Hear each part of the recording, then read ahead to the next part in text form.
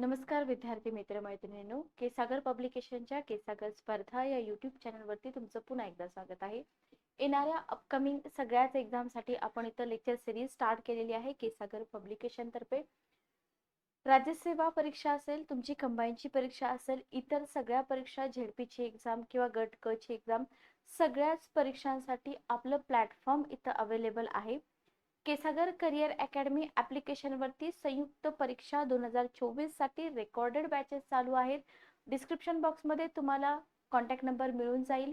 पुस्तकांसाठी तुम्ही ऑफिशियल वेबसाईटला भेट देऊ शकता. प्रत्येक लेक्चर मध्ये मी तुम्हाला सांगितलेलं आहे की ऑफिशियल वेबसाईट वरती जाऊन तुम्हाला हव्या असलेल्या एक्झामसाठी बुक्स परचेस करू शकता. पुस्तक कसे मागवायचे हे मी तुम्हाला प्रत्येक वेळेस सांगितलेलं आहे.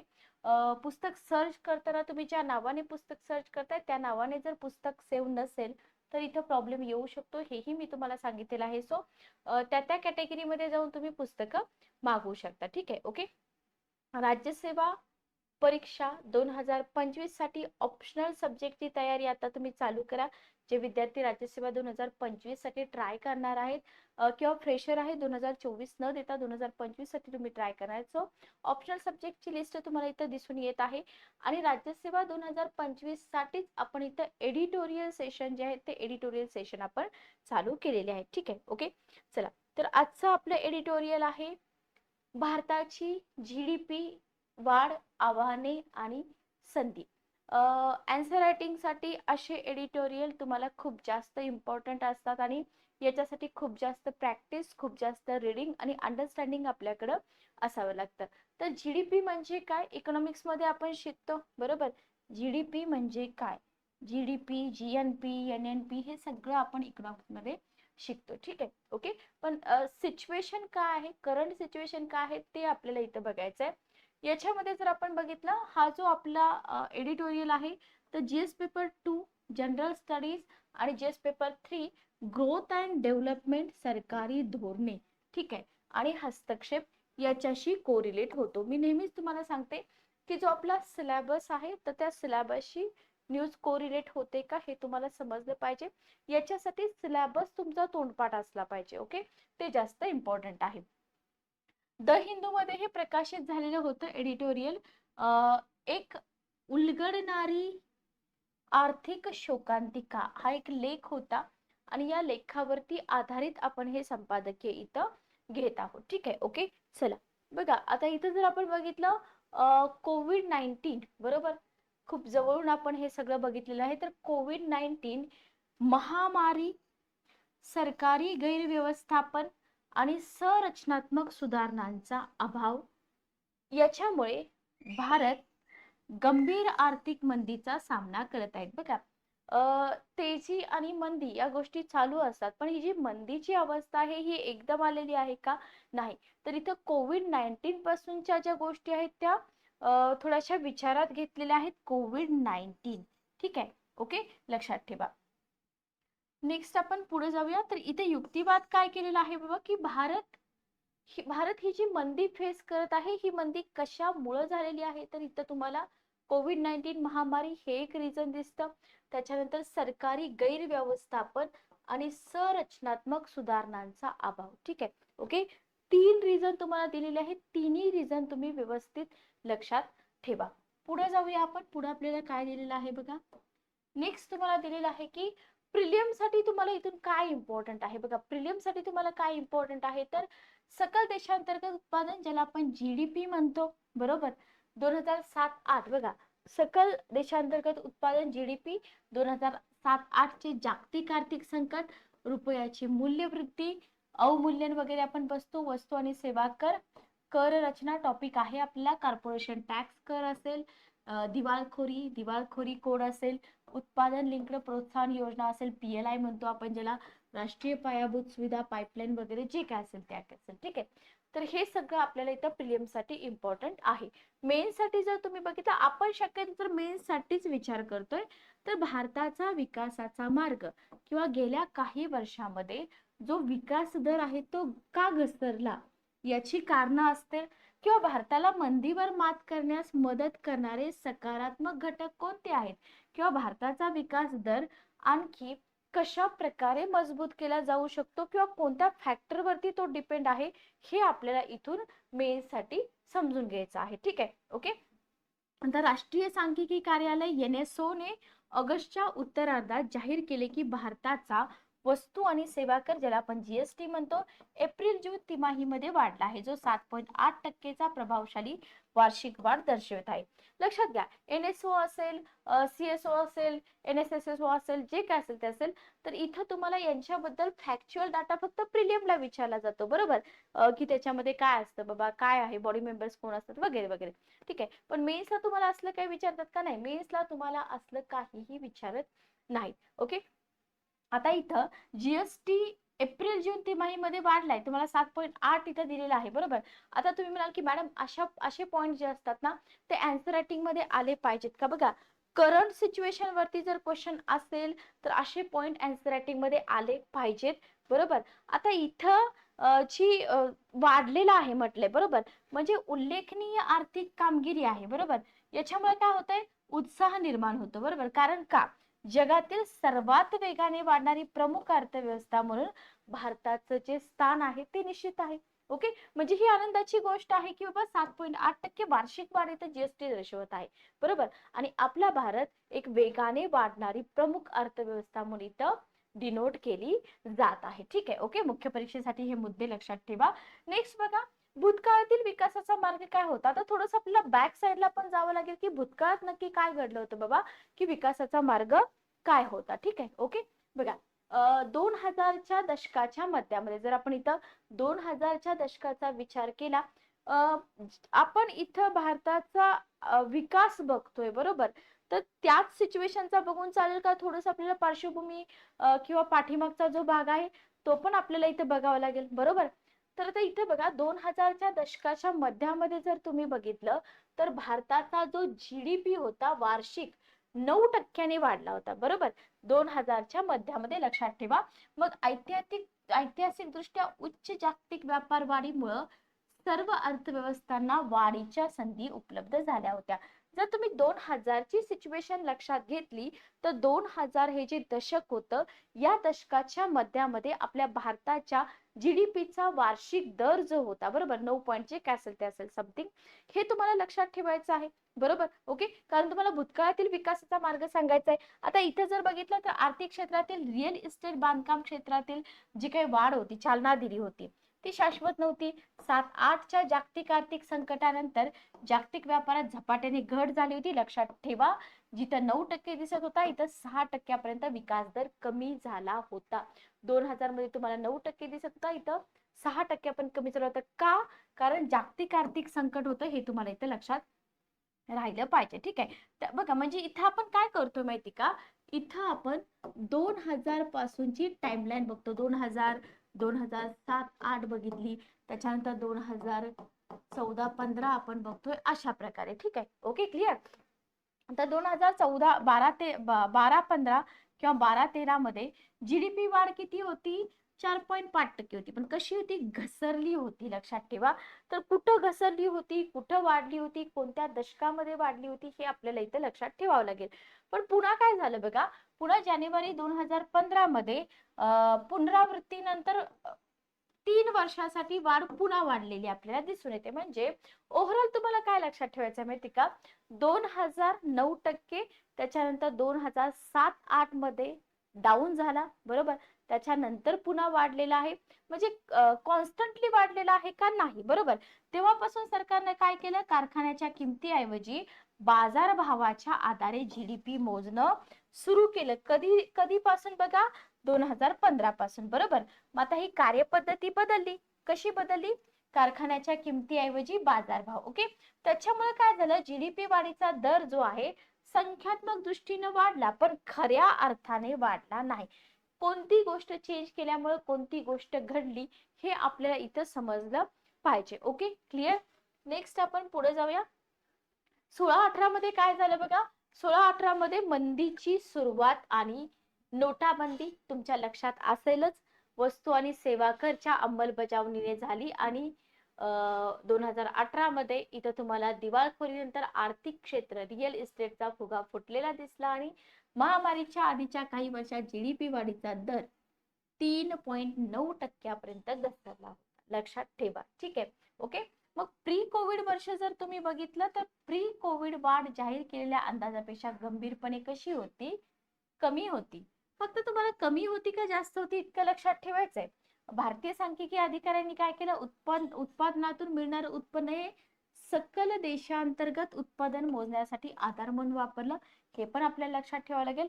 पण आता इथं एक गोष्ट लक्षात घ्या, सकल देशांतर्गत उत्पादन, जीडीपी, जीएनपी, एनएनपी या सगळ्या कॉन्सेप्ट तुमच्या क्लिअर पाहिजेत. स्टॅटिकचा भाग जो आहे तो आपण इकॉनॉमिक्सचा म्हणतो, बरोबर. मग इथं भारतीय उत्पादनांवरील खर्च जो आहे म्हणजे राष्ट्रीय रहिवासी आणि परदेशी यांच्याद्वारे होणारा समान उत्पन्न असावं. कारण काय होतं, उत्पादकांना उत्पन्न तेव्हाच मिळतं जेव्हा कोणी त्यांचा माल खरेदी करतो, बरोबर. पण प्री कोविड वर्षामध्ये खर्च केवळ किती टक्के वाढला होता? 1.9% वाढला होता, बरोबर. कोविड हे रिझन आपण बघितले म्हणून आपण इथे डिस्कस करतोय, लक्षात घ्या.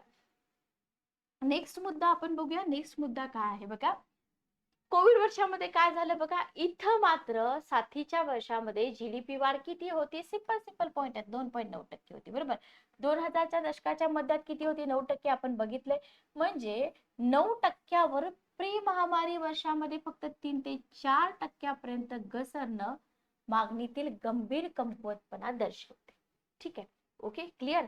7-8 मध्ये जीडीपीच्या 17%च्या शिखरावरून 19-20 मध्ये 11%पर्यंत खासगी कॉर्पोरेट स्थिर गुंतवणुकीत तीव्र घट झाली होती. इथं पण कमकुवतपणा दिसून येतो. देशांतर्गत ग्राहकांची मर्यादित क्रय शक्ती, बरोबर, पीपीपी परचेसिंग पॉवर, बरोबर, ओळखून नोकरी आणि उत्पन्न मिळवण्याच्या शक्यतांच्या भीतीने खासगी कंपन्यांनी गुंतवणुकीत कपात केली.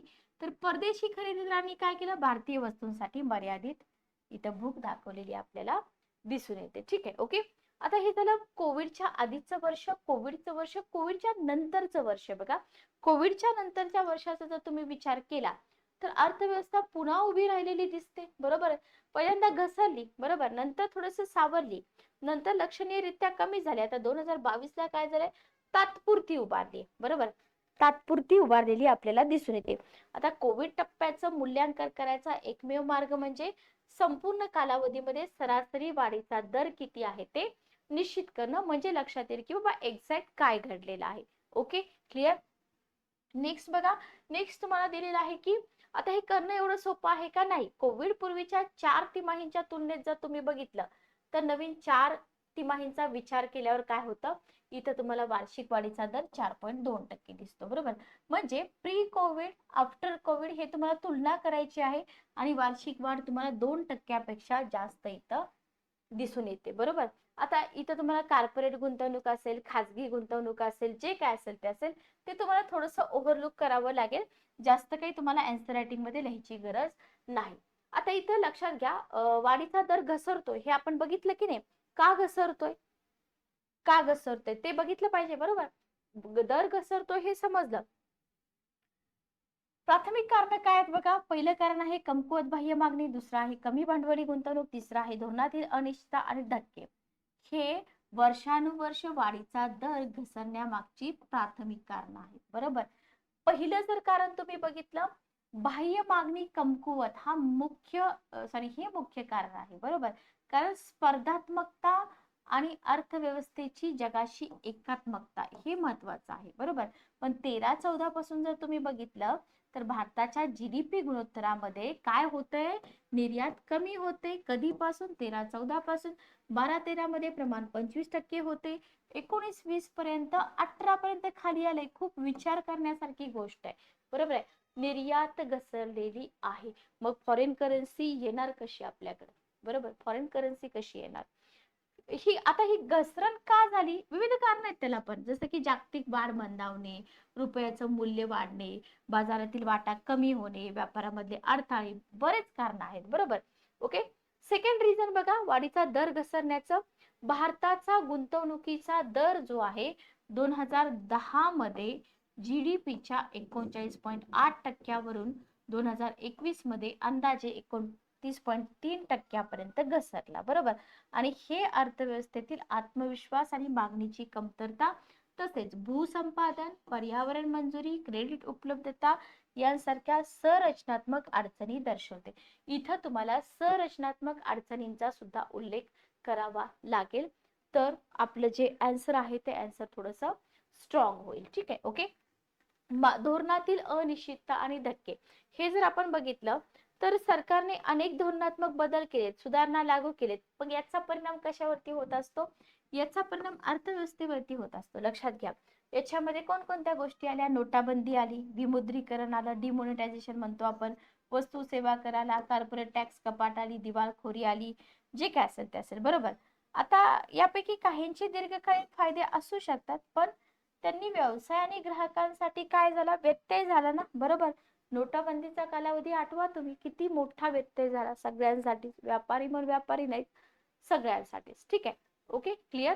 तर हे आहेत रिझन. विकास दर कमी होण्याचे, वाढती असमानता आणि गरिबी पण आहे बघा. भारताची आर्थिक वाढ सर्वसमावेशक आणि न्याय्य आहे का? नाही. कोणीही सांगू शकेल, अगदी अर्थव्यवस्थेचा अभ्यास न करणारा पर्सन पण सांगू शकेल की हे न्याय्य नाही. 10% लोकसंख्या बघा, शीर्ष 10% लोकसंख्या उत्पन्नाचा वाटा 1980 मधील 31% 2016 मध्ये 56% वाढला, तर खालच्या 50% लोकांचा वाटा 24% 15% आला. बरोबर. आहे का न्याय्य? नाही. बरोबर. 11 पासून काय झालं? दारिद्र्य दर जो आहे तो सुमारे 20% राहिला. उत्पादन क्षेत्राची कमकुवत कामगिरी आपल्याला इथं दिसून येते. ओके. उत्पादन क्षेत्राची कमकुवत कामगिरी आपल्याला इथे दिसून येते. आर्थिक वाढीसाठी काय महत्वाचं असतं? बघा, आर्थिक वाढीसाठी उत्पादन क्षेत्र महत्वाचं असतं. बरोबर. पण कारण मूल्यवर्धन, निर्यात आणि रोजगारामध्ये ते योगदान देतं, म्हणून इम्पॉर्टंट असतं. बरोबर. पण भारताचं जर उत्पादन क्षेत्र तुम्ही बघितलं तर काय दिसतंय तुम्हाला? गेल्या दशकापासून कमी कामगिरी करत आहे. बरोबर. 19-20 मध्ये सकल मूल्यवर्धित जीबीए म्हणतो आपण 3% घटला आहे. नोटाबंदी, जीएसटीची अंमलबजावणी, जागतिक व्यापार तणाव, स्पर्धेचा अभाव, विविध कारणामुळे घसरण आहे. बरोबर. तर वाढती असमानता आणि गरिबी हे तर सगळ्यात महत्वाचं रिझन आहे. Okay, clear. त्याच्यानंतर आहे उपभोगात घट. उपभोग हा जीडीपीचा आणखी एक प्रमुख घटक आहे. कारण का? लोकांची क्रयशक्ती आणि जीवनमान दर्शवतो. ओके. तथापि भारताचा उपभोग खर्च जीडीपीचा वाटा म्हणून 19-20 मध्ये जर बघितला 60.5 वरून 21-22 मध्ये 57.5 पर्यंत घसरलाय. म्हणजे आपण घसरणच बघतोय. बरोबर. मग ही घसरण, कमी उत्पन्न वाढ, याला 1 नंबर द्या. उच्च महागाई 2 नंबर, ग्रामीण भागातील समस्या 3 नंबर, रोजगाराची हानी 4 नंबर, कर्ज उपलब्धता नसणे 5 नंबर याच्यामुळं होऊ शकते. आणि हे तुम्हाला क्वेश्चन येऊ शकतात, पण इतके डिफिकल्ट क्वेश्चन प्रिलिमला UPSC सारख्या एक्झामला येतात, आपल्या एक्झामला जास्त येत नाही. ठीक आहे, ओके. बचतीतील घट बघा. उपभोग राखण्यासाठी कुटुंबांनी 19-20 मध्ये बचत दर विचारतात तुम्हाला 11.9% 5.1% कमी केला. जे लोक क्रेडिट कार्ड साठी पात्र आहेत त्यांना कर्जाच्या चिंताजनक पातळीचा सामना करावा लागतो. ओके. म्हणजे बचतीतील घट हा मुद्दा क्लिअर आहे आपल्याला इथं. फक्त कुठपर्यंत कमी केलं हे तुम्हाला इथं माहित पाहिजे. आता ही जी मंदी आहे या मंदीवर मात तर करावी लागेल. बरोबर. ही मंदी जी आहे या मंदीवर मात करावी लागेल. सो कोणते असे पॉझिटिव्ह फॅक्टर्स आहेत जे मदत करतील? पॉझिटिव्ह फॅक्टर्स सगळ्यात महत्वाचा म्हणजे आपली लोकसंख्या. बरोबर. कशी आहे? आपली लोकसंख्या तरुण लोकसंख्या आहे. बरोबर. म्हणजे लोकसंख्या 1.4 अब्जपेक्षा जास्त आहे. त्याच्यापैकी 40% पेक्षा जास्त 25 वर्षापेक्षा कमी वयाचे आहेत. बरोबर. म्हणजे आर्थिक वाढीसाठी एक प्रचंड लोकसंख्याशास्त्रीय लाभांश प्रदान करते. कारण का? ही लोक काम करतात ना. बरोबर. कार्यकारी वयोगट म्हणतो आपण यांना. ही लोक काम करतात, पण त्याच्यासाठी काय आहे माहिती का? शिक्षण गरजेचं आहे, आरोग्य गरजेचं आहे, स्किल गरजेचं आहे. मानवी भांडवलाच्या विकासामध्ये पण भरीव गुंतवणूक करावी लागेल, तर हा विकास होईल. लक्षात आलं? तर हा विकास होईल. एक लवचिक आणि वैविध्यपूर्ण अर्थव्यवस्था बघा, फ्लेक्झिबल, विविध क्षेत्र आणि क्षेत्रांमध्ये वैविध्यपूर्ण अर्थव्यवस्था आहे. पॉझिटिव्ह फॅक्टर्स आपण बघतोय. बरोबर. हे क्षेत्र विशिष्ट किंवा क्षेत्रविशिष्ट धक्क्यापासून संरक्षण करतं आणि समष्टी आर्थिक स्थिरता राखण्यास मदत करतं. इथं तुम्हाला जे वर्ष दिलेत ना 7-8 असेल, जागतिक आर्थिक संकट, 21-22 कोविड-19 सारख्या भूतकाळातील विविध संकटाचा प्रतिसाद देण्यासाठी काय केलं होतं, थोडंसं फ्लेक्झिबल राहिला होता भारत, बरोबर. सुधारणा केंद्रित आणि सक्रिय सरकार. इथं आपला पॉझिटिव्ह फॅक्टर कोणता आहे, की सुधारणा केंद्रित सरकार आहे, सक्रिय आहे. सरकारला आर्थिक वाढ आणि विकास वाढवू शकतील अशी धोरणं सुधारणा करण्यासाठी वचनबद्ध आहे. आत्मनिर्भर भारत पॅकेज असेल, उत्पादन आधारित प्रोत्साहन योजना ज्याला आपण PLI म्हणतो, कामगार संहिता विधेयक असेल, बऱ्याच उपक्रमांचा इथं समावेश दिसतो. फक्त इथं कोऑर्डिनेशनचा थोडा प्रॉब्लेम आहे, की कोऑर्डिनेशन इथं असलं पाहिजे. ठीक आहे, ओके. भारताचा विकास दर बरोबर आहे. आता पॉझिटिव्ह फॅक्टर बघितले, ओके. मग विकास दर जो आहे तो विकास दर पुन्हा आपल्याला काय करायचंय, मजबूत करायचा आहे. याच्यासाठी कोणते फॅक्टर आहेत किंवा काय करावं लागेल बघा, तर गुंतवणूक आणि उपभोग वाढवावा लागेल, बरोबर. गुंतवणूक आणि उपभोग वाढवावा लागेल, उत्पादन आणि निर्यात वाढवावी लागेल, मानवी भांडवल आणि सामाजिक सेवामध्ये गुंतवणूक करावी लागेल. ठीक आहे, ओके. बघा, देशांतर्गत मागणीचे हे दोन मुख्य चालक आहेत, गुंतवणूक आणि उपभोग वाढवणे. आता इथं जर तुम्ही बघितलं तर GDPच्या 70% वाटा आहे याचा. गुंतवणूक वाढवण्यासाठी सरकारला काय करावं लागतं, धोरणात्मक अनिश्चितता, नियामक मर्यादा, व्याजदर, खराब कर्ज कमी करणाऱ्या सुधारणांची अंमलबजावणी करावी लागते, बरोबर, ओके. आणि उपभोग वाढवण्यासाठी सरकारला उत्पन्न वाढ, महागाई नियंत्रण, ग्रामीण विकास, रोजगार निर्मिती, पत उपलब्धता हे मदत करेल. याला तुम्ही नंबरिंग करू शकता, याच्यावरतीच पुढे तुम्हाला क्वेश्चन विचारले जातात. ठीक आहे. उत्पादन आणि निर्यात वाढणे. बघा, उत्पादन आणि निर्यात वाढणे जर तुम्ही बघितलं तर हे मूल्यवर्धन, रोजगार आणि बाह्य मागणीचे प्रमुख स्रोत आहेत. कोणतं, उत्पादन आणि निर्यात वाढणे. ठीक आहे, जे भारताला त्याच्या अर्थव्यवस्थेमध्ये विविधता आणण्यास आणि जागतिक बाजारपेठेशी एकरूप होण्यास काय करतील, मदत करतील. ठीक आहे, ओके, क्लिअर. बघा, आता उत्पादन आणि निर्यात सुधारण्यासाठी सरकार आत्मनिर्भर भारत पॅकेज, उत्पादन लिंक्ड प्रोत्साहन योजना, राष्ट्रीय पायाभूत सुविधा हे उपक्रम चालू आहेत किंवा राबवले जात आहेत. चलनवाढ, बाजारातील वाटा कमी होणे, व्यापारातील अडथळे या समस्यांवर सुद्धा लक्ष देऊ शकतं, बरोबर आहे. इथं आपल्याला सांगितलेलं आहे. नेक्स्ट बघा, नेक्स्ट मुद्दा आपला काय आहे, पुढचा मुद्दा आहे मानवी भांडवल.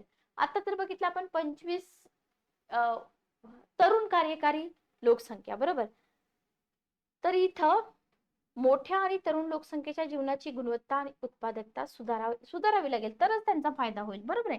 तर हे इथं तुम्हाला लक्षात ठेवायचं आहे.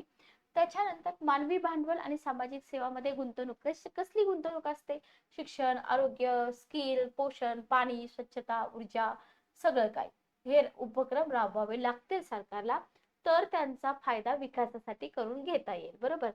समष्टी आर्थिक स्थिरता आणि लवचिकता राखणे. बघा, आर्थिक वाढ टिकवून ठेवण्यासाठी आणि विविध धक्के आणि अनिश्चिततेचा सामना करण्यासाठी ही स्थिरता आणि लवचिकता राखणं गरजेचं आहे. सरकार विवेकपूर्ण वित्तीय आणि आर्थिक धोरणांचा पाठपुरावा सुरू ठेवू शकतं, चलनवाढ उद्दिष्टामध्ये बॅलन्स ठेवू शकतं, तरच इथं विकास दर वाढणार आहे, अदरवाईज नाही. ठीक आहे. तर बघा, याच्यामध्ये काय आहे माहिती का, हे जे एडिटोरियल होतं याच्यामध्ये तुमचा जो टॉपिक आहे की नाही इकॉनॉमिक्सचा, GDP म्हणजे काय, GNP म्हणजे काय, NNP म्हणजे काय, क्रय शक्ती म्हणजे काय, छोट्या छोट्या संज्ञा आहेत, या संज्ञा तुम्हाला क्लिअर असल्या पाहिजेत, तर तुम्हाला एडिटोरियल समजतं, बरोबर. आणि इथं तुम्हाला ओव्हरऑल काय लक्षात ठेवायचं आहे, की कोणत्या वर्षापासून विकास दर वाढला, कोणत्या वर्षामध्ये विकास दर कमी झाला, काय रिझन होते बाबा, कोविड महत्वाचं रिझन होतं, मग याच्यामध्ये पॉझिटिव्ह फॅक्टर कोणते आहेत, निगेटिव्ह फॅक्टर कोणते आहेत, काय करू शकतं सरकार विकास दर वाढवण्यासाठी, वगैरे वगैरे. काय अवघड आहे, काहीच अवघड नाहीये, बरोबर. मग त्याच्यावरती क्वेश्चन काय विचारला जाऊ शकतो तुम्हाला, अलीकडच्या वर्षात भारताच्या आर्थिक वाढीत लक्षणीय चढ उतार झाले आहेत. तुम्ही 2000 पासूनचे चढ उतार सांगू शकता, बरोबर. इथं तुमचा क्वेश्चन ब्रेक करते मी. GDP वृद्धी दरातील घसरणीसाठी जबाबदार असलेल्या प्रमुख घटकांचे विश्लेषण करा. घटक आपण डिस्कस केलेत, बरोबर. आणि भारत सरकारने अर्थव्यवस्थेला नवसंजीवनी देण्यासाठी अवलंबल्या पाहिजेत अशा उपाययोजना सुचवा, बरोबर. आत्मनिर्भर पॅकेज वगैरे. तर 3 पार्ट झाले क्वेश्चनचे. याच्यामध्ये तुम्हाला लक्षणीय चढ उतार 2000 पासूनचे एक्सप्लेन करावे लागतील.